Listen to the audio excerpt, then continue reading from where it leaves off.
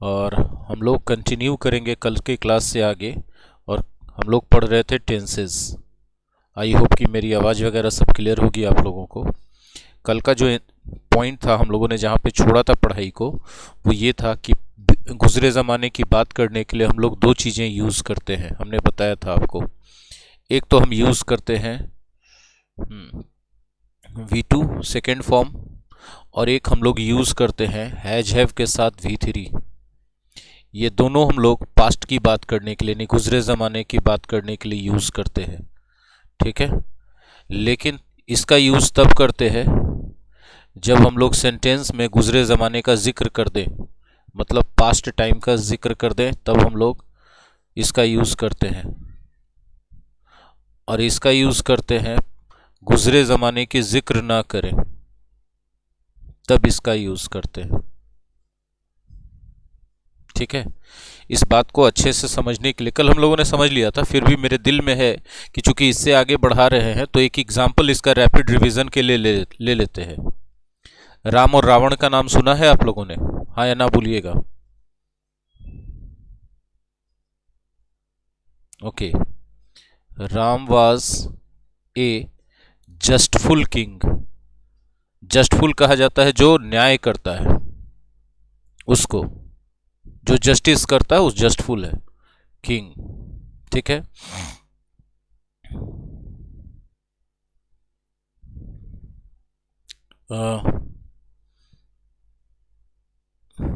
इन सतयुग, सतयुग उस पीरियड का नाम था जिस पीरियड में राम का जन्म हुआ था और राम थे, ठीक है। जैसे अभी मॉडर्न पीरियड है ना, उस समय का सतयुग नाम था, ठीक है। अब सतयुग जो है गुजरा जमाना है, इसके कारण हम लोगों ने यहां पर क्या यूज करा? वॉज। वॉज क्या है? V2। किसका V2 है? बी का V2। बी का V2 क्या होता है? वॉज होता है। कल हमने पढ़ाया था, याद हो तो, ठीक है। गौर से समझिएगा। Ravana dot dot dot his wife, so he dot dot dot Ravana, ठीक है। अब देखिए हम ऑप्शन दे रहे हैं फर्स्ट ब्लैंक स्पेस के लिए हैज किडनैप्ड। किडनैप समझते हैं ना, उठा के ले जाना, और किडनैप्ड,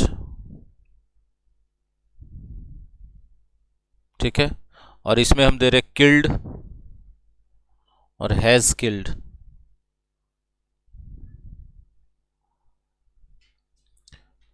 काइंडली बताइए आप लोग कि फर्स्ट ब्लैंक स्पेस में ब्लैंक में हैज किडनैप्ड होगा कि किडनैप्ड होगा?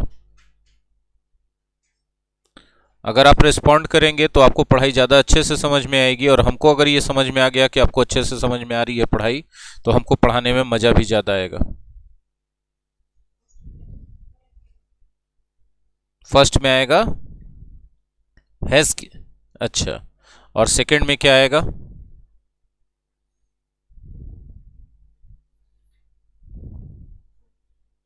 ठीक है, सेकंड में आपने किल्ड बोला, क्यों बोला किल्ड?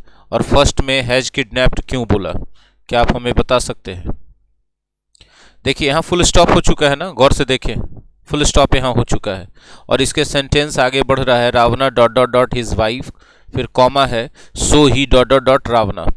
अब देखिए पूरे रेफरेंस को हम देखते हैं, पूरे कहानी को हम देखते हैं, तो कब की बात हो रही है? गुजरे जमाने की, कि राम कब थे?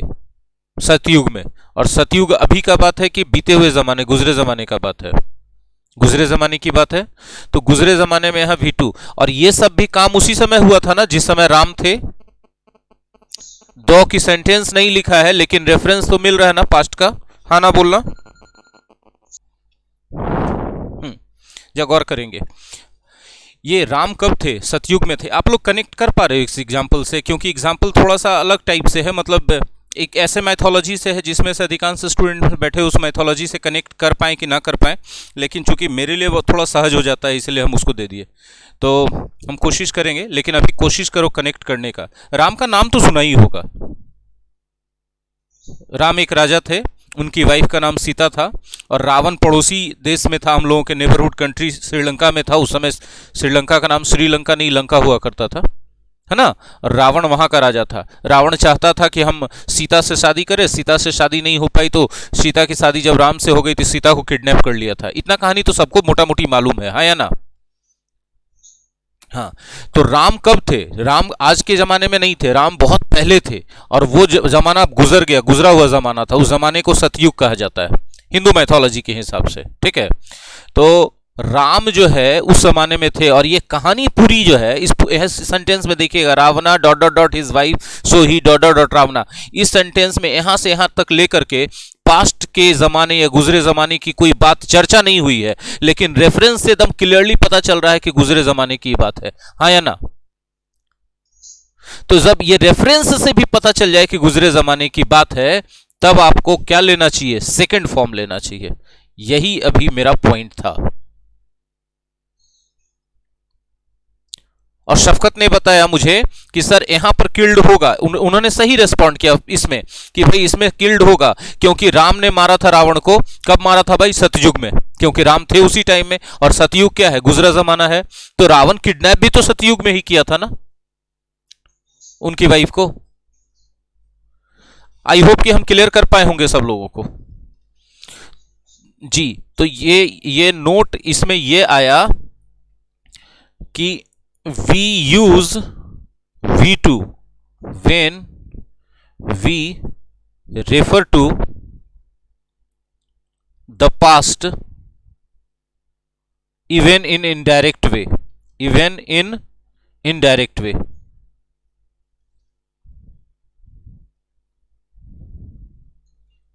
मेरे प्यारे दोस्तों, जो हम बात बोल रहे हैं वो आप लोगों को समझ में आ रही है कि इनडायरेक्ट वे में भी रेफर करें पास्ट को, गुजरे जमाने को, तो हम लोग कौन सा यूज कर देंगे? V2 यूज कर देंगे। और इनडायरेक्ट वे में मतलब कि उस कहानी में डायरेक्ट उस सेंटेंस में नहीं आया, लेकिन कहानी में कहीं ना कहीं गुजरे जमाने की बात हो रही है, और इससे क्लियर पता चल रहा है कि उसी जमाने की कहानी चल रही है पूरी जी। बस आपका एक यस सर ना मेरे कितना जान देता है आपको नहीं पता। आपका एक नो सर मेरे मेरे मेरे को कितना स्कोप देता है जो टीचर फ्लरिश करने का, आपको नहीं अंदाजा है इस बात का। आप एक बार बोलते हो नो सर, तो मेरे अंदर एक आता है कि अच्छा इसको और बेटर तरीके से समझाना चाहिए, देन हम कि और एक बेटर टीचर बनेंगे। और आप जब बोलते हो यस सर, तो मेरे लिए एनर्जी होता है कि बच्चे समझ गए। लेकिन जब आप चुप रहते हो तो मेरी जान मेरे गले में अटक आती है। आई थिंक यहां तक क्लियर है। अब हम आगे बढ़ते हैं, थोड़ा सा बढ़ जाना चाहिए हमको लगता है, राइट जी जी। अच्छा, आपको पता है कि राम ने विभीषण को लंका का राजा बनाया था? नहीं पता? विभीषण का नाम सुना है? विभीषण रावण का छोटा भाई था, ठीक है। एक कहानी के तौर पे इसको सुनो। और विभीषण बोला था रावण से कि रावण ये क्या कर रहे हो भैया, यार दूसरे की वाइफ को किडनैप नहीं किया जाता यार, ये गलत कर रहे हो यार। तो रावण बोला कि तू ज्यादा हमको बुद्धिमानी दिखाएगा, तुम ज्यादा विद्वान बनेगा मेरे सामने, तुम हमको सिखाएगा, बड़ा कौन है? तो विभीषण बोला भैया बड़े तो आप ही हो यार, लेकिन बड़े भी कभी कभी गलती करते, तुम गलती कर रहे हो, किसी की वाइफ को ऐसे थोड़ी ना किडनैप किया जाता है। ठीक है, मानते हैं कि तुम एकदम पागल हो गए उसके चक्कर में, तुमको लग रहा है कि वही एक है दुनिया में, लेकिन फिर भी अब वो किसी की वाइफ है यार। राइट है कि रॉन्ग है? सच्ची बताओ बच्चों, किसी के वाइफ को किडनैप करना है क्या? कोई भी हो, किसी भी दुश्मन ही क्यों ना, उसकी वाइफ को क्यों किडनैप करना? उससे लड़ लो ना। तो विभीषण ये बोला ना, तो रावण को बुरा लग गया, क्योंकि वो बड़ा भाई भी था और राजा भी था। तो रावण ने विभीषण को लात मार के निकाल दिया, बोला भाग यहां से, चुट्टा कहीं का, तुम कहां पे उठ के चला आया, तुम ज्यादा मेरा दुश्मन का साइड ले रहा है, हमको उल्टा पुल्टा बोल रहा है, तो भागो यहां से। भगा दिया विभीषण को, पता है। तो विभीषण जो है वहां से चला गया तो राम के पास गया। तो राम बोले क्या हुआ? तो बोला ऐसा ऐसा बात है राम जी, जो भैया भगा दिए, भैया गलत कर रहे हैं, हमको पता है, उनको ऐसा नहीं करना चाहिए था, किसी की वाइफ को किडनैप नहीं करना चाहिए था। बात समझ में आई? तो राम बोले अच्छा ठीक है, वो गलत कर रहे हैं, इसका सजा उनको मिलेगा, और एक गलत आदमी राजा नहीं होना चाहिए, तो हम उसको जब मार देंगे तो हम तुमको राजा बना देंगे। विभीषण बहुत दुखी हो कि मेरे भाई को मार दोगे। तो बोला तुम्हारे भाई को नहीं मारेंगे, एक गलत आदमी को मारेंगे, जो राजा है, पावरफुल है, लेकिन उसको नहीं पता है कि किसी के वाइफ को किडनैप नहीं करना चाहिए, तो फिर किसी की भी वाइफ को किडनैप कर लेगा, वो सबको परेशान करेगा वो, इसलिए उसको मारना बहुत जरूरी है। ठीक है। और मार के रावण ने राम ने रावण को मारा और विभीषण को राजा बना दिया। अब इस कहानी से समझो, ठीक है। पहले क्या किया राम ने, दोनों काम किया। देखो समझो यहां पर, Ram killed Ravana, Ram killed Ravana, right. बोले सर किल्ड क्यों बताया? क्योंकि जैसे राम रावण की बात आती है, हम लोग कहां चले जाते हैं? गुजरे जमाने में चले जाते हैं, हाँ कि ना?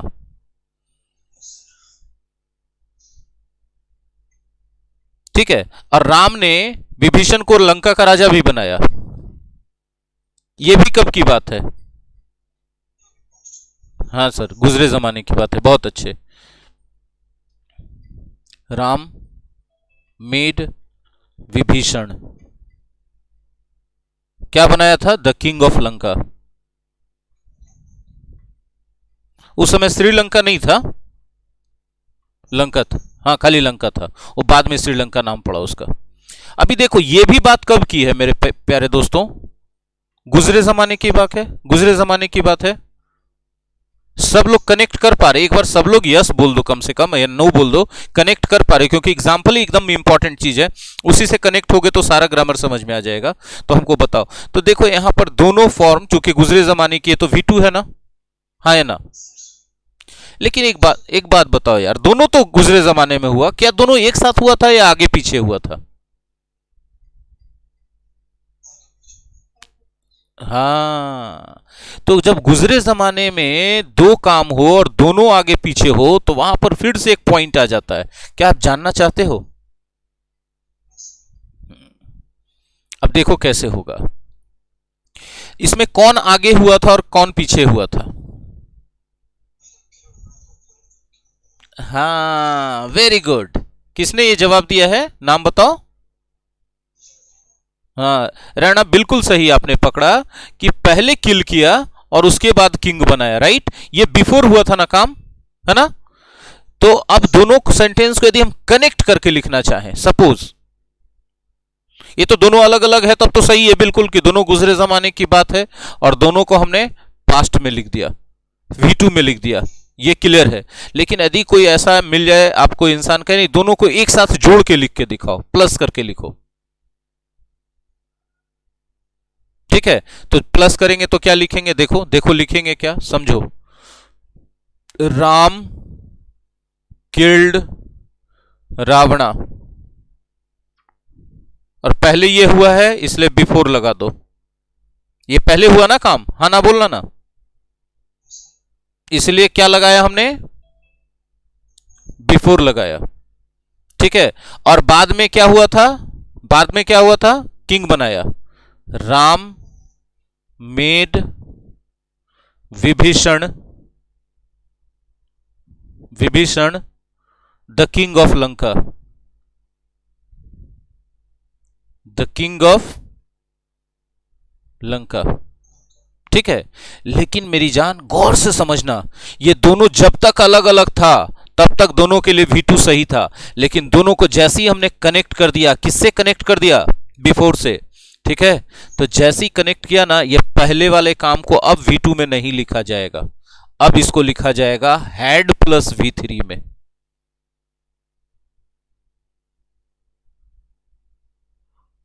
बात समझ में आई? ये एक बहुत बड़ा ट्रिक है कि जब तक दोनों गुजरे जमाने की बात है, ये भी गुजरे जमाने की बात है और ये बात भी गुजरे जमाने की है, इसलिए दोनों को हमने V2 में लिखा, अलग अलग लिखा तो। लेकिन जब दोनों को कनेक्ट करने की कोशिश करी, कनेक्ट करने के लिए कंजंक्शन डाला। कनेक्ट करने के लिए इंग्लिश में जो चीज होता है उसका नाम ग्रामर में क्या रखा गया है? कंजंक्शन, हाँ ना? बोलिए हाँ या ना। गौर से समझिएगा मेरी बात जो हम बोल रहे हैं। कनेक्ट करने के लिए बहुत सारी चीजें होती हैं। बढ़ई जो कनेक्ट करने के लिए कारपेंटर यूज करता है उसको फेविकॉल कहते हैं, हाँ या ना? एक इलेक्ट्रीशियन या एक मैकेनिक जो कनेक्ट करने के लिए यूज करता है उसको सोल्डरिंग बोलते हैं, सोल्डरिंग किया करना सोल्डर वायर से, देखे वो सोल्डरिंग होते हुए जो तार वगैरह जोड़ा जाता है। एक सुनार जो कनेक्ट करने के लिए यूज करता है उसको एलॉय कहते हैं, एलॉय से कनेक्ट करता है वो। पेपर को कनेक्ट करना रहता है तो गम का यूज करते हैं। उसी तरह दो सेंटेंसेस को कनेक्ट करना रहता है तो जिस चीज का यूज करते हैं उस चीज का नाम क्या है? कंजंक्शन।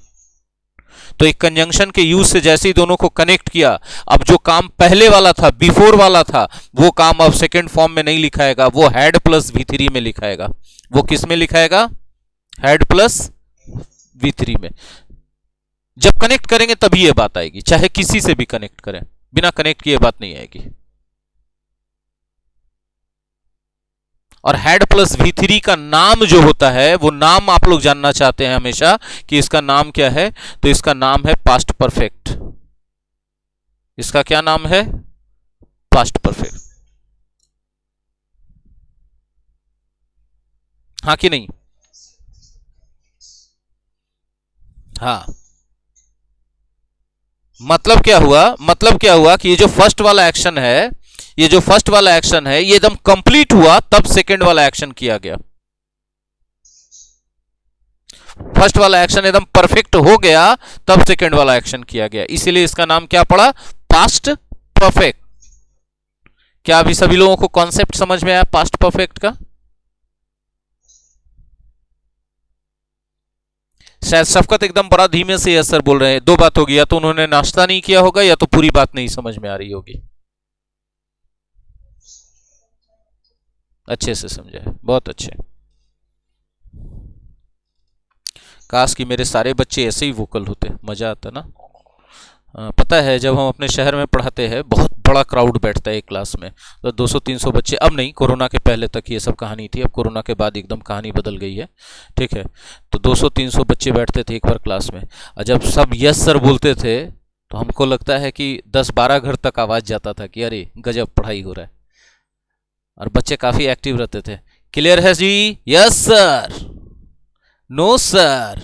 अब सोचो 300 लोग एक साथ यस सर नो सर बोलेंगे, कैसा कैसा क्षमा होगा। कोरोना के बाद लिख दी, एकदम कहानी बदल गई। ये क्लियर हो चुका सब लोगों को। अब एक छोटा सा नोट है, इसी को हम थोड़ा सा एक लैंग्वेज में डाल देते हैं ना। 2 actions in the past, 2 actions in the past, right? Then the prior action, prior मतलब पहले वाला ना, prior action had plus V3, that is called past perfect, past perfect, okay? And the later action,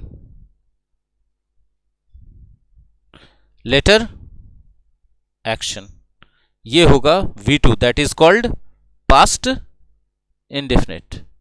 ये चीज एकदम बहुत important है। हम यहां पर प्रायर के जगह वर्ड चेंज कर रहे हैं, फॉर्मर कर रहे हैं।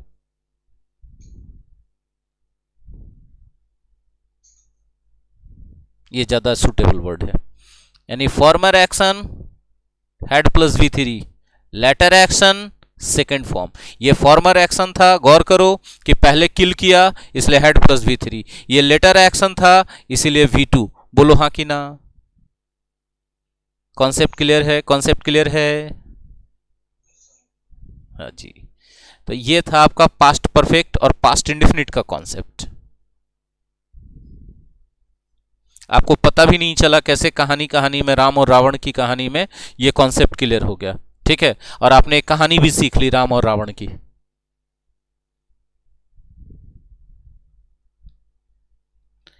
कहानियां हमेशा अच्छी चीजें सिखाती हैं, चाहे किसी से रिलेटेड हो, गारंटी हम बोलते हैं।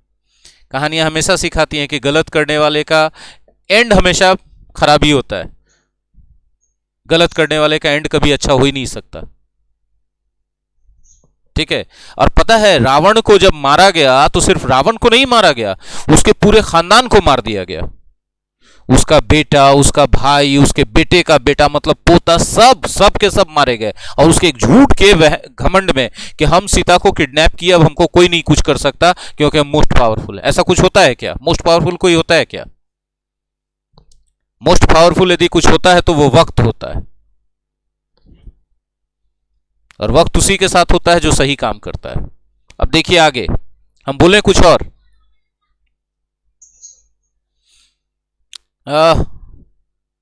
आप लोग किस लिए पढ़ रहे हो, जवाब दो हमको। आप लोग किस लिए पढ़ रहे हो? कोई बोलता ही नहीं हमको। गुस्सा गया क्या? हम ज्यादा पूछते हैं क्या? तो बोलो ना, किस लिए पढ़ रहे हो? बाय झूठा। सीखने के लिए कोई नहीं पढ़ रहा है, जॉब के लिए पढ़ रहे हो मेरी जान। आज नौकरी में से इंग्लिश हटा दे, नहीं पढ़ोगे कल। मतलब आप सारे के सारे नहीं, लेकिन हाँ 80% तो ऐसे हैं जो नहीं पढ़ेंगे इंग्लिश, जॉब में से हट जाए। चलो हटो, एक सब्जेक्ट हटा। हम सच बोल रहे हैं कि गलत पढ़ रहे? हाँ, फोकस जॉब पे करना है, इसीलिए आप जॉब के लिए पढ़ रहे हो, राइट? तो आपको क्या लगता है जॉब कैसे मिलेगा? आपको क्या लगता है जॉब कैसे मिलेगा? मेहनत करने से मिलेगा ना? मेहनत करोगे तब जॉब मिलेगा। मतलब कि you will work hard, you will work hard, then you will get a job.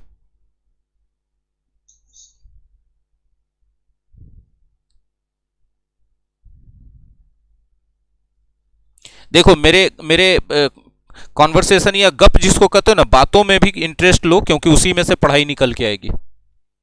और उसमें से जो पढ़ाई निकल के आएगा ना, वो हमेशा के लिए याद रहेगा। और जो रूल्स में से पढ़ाई निकल के आएगा ना, एक हफ्ते में भूल जाओगे। इसलिए मेरे साथ गप किया करो। मैंने पूछा तो कुछ बच्चों ने, अधिकतर बच्चों ने जवाब नहीं दिया, एक आध बच्चों ने जवाब दिया। बाकी सबको लग रहा हो कि अरे सर टाइम वेस्ट करे, क्यों बातें करते हैं सर। ठीक है, हाथ रेज मत कीजिए, सीधा बात कीजिए। ठीक है, किसी को म्यूट नहीं किया हम। यू विल वर्क हार्ड, आप मेहनत करोगे, then you will get a job, तब आपको नौकरी मिलेगी, राइट? इसका मतलब क्या हम कहना चाहते हैं? If you will work hard, अगर तुम मेहनत करोगे, राइट, देन तभी you will get a job, you will get a job. हाँ या ना बोलो। अब गौर से देखो, हमने अभी ऊपर जो कहा था उसमें इफ का यूज नहीं किया था, किया था क्या? लेकिन हमने यहां इफ का यूज किया, और जैसे ही इफ का यूज किया ना, विल और सेल का यूज गलत हो जाएगा मेरी जान। सिर्फ V1 चाहिए। That V1 is known as present indefinite. हाँ, जबकि ये बात फ्यूचर की ही हो रही है, बट फ्यूचर टेंस यूज नहीं करेंगे, प्रेजेंट इंडेफिनिट टेंस यूज करेंगे।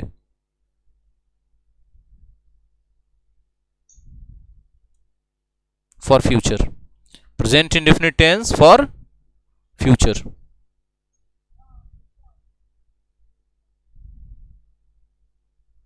किसके साथ? इफ के साथ। ओके, और यहां पर ये जो देन है, ये जो देन है, देखो ना, देन है ना, इफ आ गया तो देन की भी जरूरत नहीं है, यह गलत है, हटा दो, सिर्फ कॉमा से होगा। यानी हमारा जो मेन, जो एकदम परफेक्ट बन के आया, वो क्या बन के आया बताओ?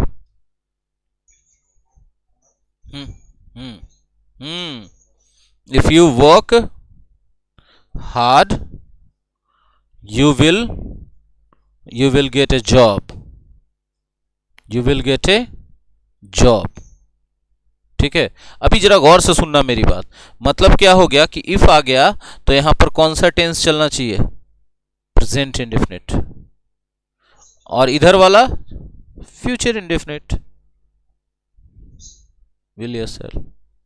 आप चाहो तो इसको पूरी तरह से उलट के लिख सकते हो, एकदम रिवर्स ऑर्डर में। You will get a job, yup, get a job. अब कॉमा भी नहीं आएगा, जब उलट दोगे तो इफ बीच में आ जाएगा, तो कॉमा की भी जरूरत नहीं है। If you work hard. लेकिन हाँ, फॉलो वही करेंगे कि जैसे ही इफ आ गया ना, तो इफ के साथ प्रेजेंट इंडेफिनिट ही आएगा, और ये वाला फ्यूचर रहेगा।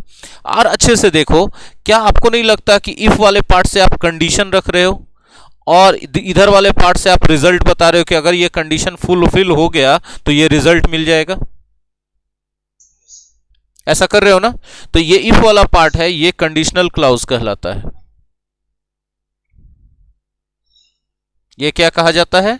कंडीशनल क्लॉज, और ये क्या कहा जाता है बोलो? Result clause. ठीक है, कंडीशनल क्लॉज किस टेंस में रहेगा? प्रेजेंट इंडेफिनिट में। रिजल्ट क्लॉज किस टेंस में रहेगा? फ्यूचर इंडेफिनिट में। बोलो हाँ या ना? हो गया। तो यहां पर हमारा रूल क्या निकल के आया? कंडीशनल क्लॉज, जिनके तरफ नॉइज हो खुद से म्यूट कर दें, इतनी तो तमीज होनी चाहिए। Conditional clause always in the present indefinite tense. अरे यार, present indefinite tense, right? And result clause, yeah, not always in future, can change, but generally in future. Yeah, generally in future. It can change also, but the conditional clause will not change. It will always remain in the present indefinite. I hope I have made it clear to all of you.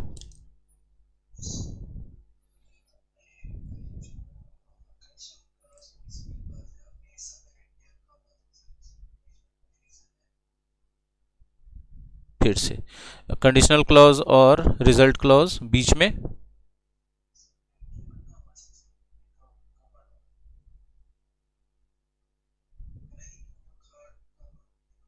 हाँ हाँ हाँ जी, हाँ जी, हाँ जी, हाँ जी, बहुत अच्छा, बहुत अच्छा। देखिए, एक language most of the things tradition होता है। लैंग्वेज क्या होता है? एक ट्रेडिशन होता है। ठीक है, जैसे उर्दू में बोलते हैं ना, किसी को वेलकम करने के लिए आइए तशरीफ रखिए। तशरीफ कौन सा सामान है जिसको रखा जाता है ना? तो उसी तरह इंग्लिश में भी कुछ चीजें ट्रेंड हैं कि जब आप एक सबऑर्डिनेट क्लाउज को एक मेन क्लाउज के साथ लिखते हो, ठीक है, तो मेन क्लॉज जो है, मेन है, वो सबसे आजाद रहेगा, और उसकी आजादी के लिए उसको कॉमा के द्वारा सेपरेट कर दिया जाता है अगर पीछे लिखा जाए तो।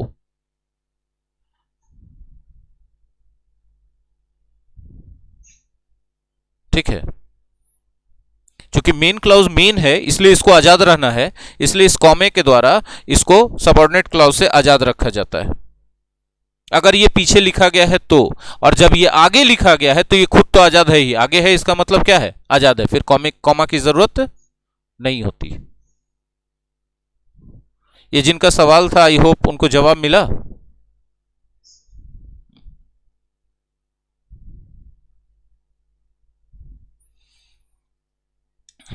जी, आगे बढ़ा सकते हैं हम बात को अब। जी, अब सवाल ये होता है मेरे प्यारे दोस्तों कि जब कंडीशनल क्लॉज की हम बात करते हैं तो कंडीशनल क्लॉज का पहचान किससे हुआ था? इफ से हुआ था, है ना? तो अब सवाल होता है कि क्या कंडीशनल क्लॉज को हम लोग सिर्फ, आवाज बंद कर दीजिए, जिनके तरफ नॉइज है काइंडली, जिनके तरफ नॉइज है वो माइक म्यूट करें।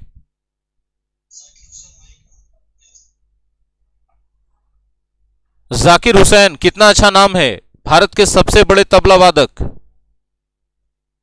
आप क्लास का तबला बजा रहे हैं एकदम।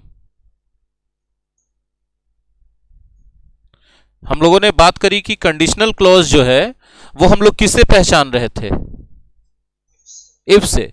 तो क्या इफ से ही सिर्फ कंडीशनल क्लॉज की पहचान होती है या कुछ और भी वर्ड्स हैं जिनसे कंडीशनल क्लॉज की पहचान होती है? आप जानना चाहेंगे? देखिए, इफ के अलावा इन केस से भी कंडीशनल क्लॉज की पहचान होती है। प्रोवाइडेड या प्रोवाइडेड दैट से भी कंडीशनल क्लॉज की पहचान होती है। सपोजिंग से भी कंडीशनल क्लॉज की पहचान होती है। मेरी बात समझ में आ रही है आप सभी लोगों को? जी, if, in case, provided, provided that, supposing, ठीक है, इन सब से कंडीशनल क्लॉजेस की पहचान होती है। यानी ये सब में से कोई भी रह जाए तो वही चीज होगा जो हमने अभी बताया। कौन सा चीज? कि हम लोग बात फ्यूचर की कर रहे होंगे लेकिन टेंस कौन सा यूज कर रहे होंगे? Present indefinite. अभी हमने यही करा ना कि always in the present indefinite but talks about future, but talks about future. Right है कि रॉन्ग है बताओ? तो यही काम इन सारे वर्ड्स में भी करेंगे इफ के अलावा, कि ये सब वर्ड्स भी रहेगा और फ्यूचर की बात करनी है कंडीशन के लिए, तो हम लोग बात फ्यूचर की करेंगे, लेकिन टेंस कौन सा यूज करेंगे? Present indefinite. लेकिन एग्जाम में सबसे ज्यादा इसी पे सवाल आएगा। 100 में से 95, 95 आउट ऑफ 100 इफ से रहेगा। मेरे मन में कुछ और भी बताने का आ रहा है, हम बताएं कि नहीं बताएं, जैसा कहो तुम लोग। आज हो जाए, आज हो जाए, आज हो ही जाए, आज आर या पार। अच्छा एक बात बताओ, पापा ने किसी को बाइक खरीद के दिया आप में से, या स्कूटी? किसको आपको दिया बाइक? स्कूटी मिला है, अच्छा वेरी गुड। कितने साल पहले मिला है? अच्छा। कार मिलने की गुंजाइश है कोई कि पापा कार खरीद के देंगे आपको? वो भी है, कब? हाँ जी। अच्छा, कार कार पहले मिल गया आपको खरीद के? उफ, काश मेरे पापा दिए होते, हम इतना मेहनत थोड़ी कर रहे थे, घर पे आराम से बैठे होते और कार लेके संडे के संडे घूमने निकले होते। क्या यार तुम भी। किसी और को कोई कार वार मिला हो, कोई स्कूटी मिला हो? उफ, पता है मेरे पापा बोले थे कि एयरफोर्स में नौकरी ले लेगा तो तुरंत के तुरंत एक कार खरीद के दे देंगे। नहीं हुआ, ठीक है। मेरा बेटा कुछ साइंटिस्ट का रिसर्च पेपर पढ़ रहा है फिजिक्स में। हॉकिंस थे ना साइंटिस्ट जिनका डेथ हो गया, उनका भी पढ़ रहा है। और न्यूक्लियर फिजन में अबुल कलाम का पढ़ रहा है, इंडिया के। तो हमने कहा है कि कोई भी दो साइंटिस्ट के रिसर्च पेपर का कंक्लूजन तुम अपने से लिख के दिखा दोगे पूरा स्टडी करने के बाद, डिटेल्ड से, ठीक है, तो हम तुमको ऑटोमेटिक बाइसिकल खरीद के देंगे, गियर वाली। अभी डिस्कनेक्ट होने वाला है, पहले डिस्कनेक्ट करते हैं, उसके बाद फिर बात करेंगे। देखिए ये जो इमेजिनेशन वाला पार्ट है ना, जिसमें इफ है, हम चाहे तो इस इफ को गायब भी कर सकते हैं और सीधा सीधा किसको आगे कर सकते हैं? वेयर को, और आई कर देंगे, फिर भी वही बात होगी। Were I a bird, comma I would fly in the sky. मेरी बात समझ में आ रही है सबको? हाँ ना बोलना। हमने क्या करा? हमने क्या करा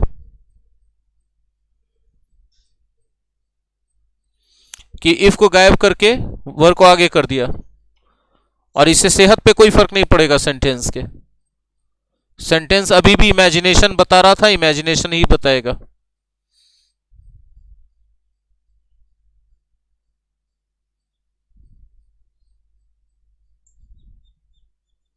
आप इस कंडीशन में भी चाहो तो उलट के लिख सकते हो, लेकिन बहुत खूबसूरत नहीं लगेगा।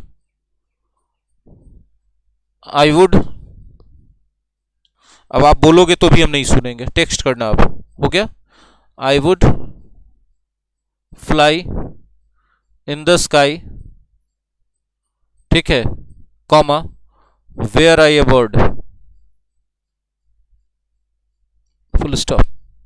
लेकिन नीचे सही है, नीचे वाला 100% सही है, ठीक है ना, कोई गलत नहीं है, इमेजिनेशन ही बता रहा है। लेकिन नीचे वाला लोग उतना ज़्यादा यूज़ नहीं करते, उतना पॉपुलर नहीं हो पाया नीचे वाला तरीका। ये वाला तरीका पॉपुलर है और सबसे ज़्यादा पॉपुलर ये वाला तरीका है, जबकि इक्वली करेक्ट तीनों है, नंबर किसी में से नहीं कटेगा, तीनों में से कोई में भी नहीं। अब देखो हमारे पास फैक्ट क्या आ गया बन के? फैक्ट आ गया कि जब हम इमेजिनेशन की बात करते हैं, ठीक है, तो हम क्या करते हैं? इफ का यूज करते हैं।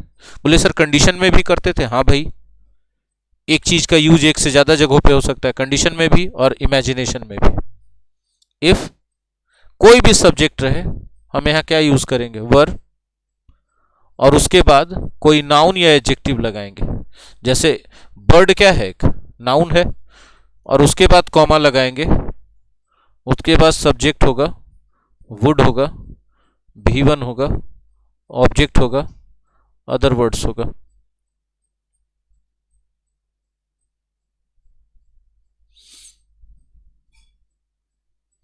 जो चीजें हम हाईलाइट कर रहे हैं उनका कॉम्बिनेशन देखना।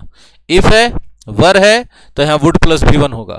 उल्टा देखो, वुड प्लस V1 है और इफ है तो यहां हर हालत में वर होगा। इसमें से एक भी छूटा तो एरर होगा। क्या क्लियर हो पाई है मेरी बात आप लोगों को? हाँ या ना बोलिएगा जी। मेरे प्यारे बच्चों, बहुत खुशी हो रही है कि आप लोग जी रहना अज़ाज़। मेरे प्यारे बच्चों, आज की क्लास में इतना ही, लेकिन इमेजिनेशन वाले पार्ट में अभी और कुछ चीज़ें बची हुई हैं, उसको हम लोग अगले क्लास में करेंगे। आज इतना ही, अब अलविदा कहेंगे। Thank you very much.